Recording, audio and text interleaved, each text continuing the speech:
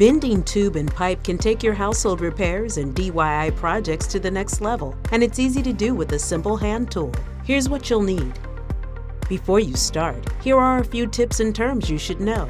CLR, or center line radius, is the radius down the center of the tube and is the standard way to measure a bend. Bend radius measures the inside curve and indicates the minimum range you can bend the material without kinking or damaging it.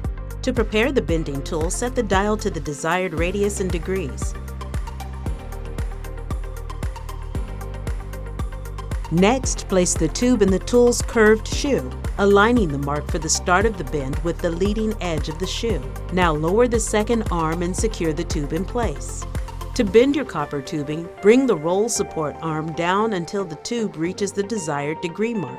Finally, lift the arm and remove the tubing. It's that easy to manipulate tubing and pipe for your DIY repairs. Good luck, and thanks for shopping at the Home Depot.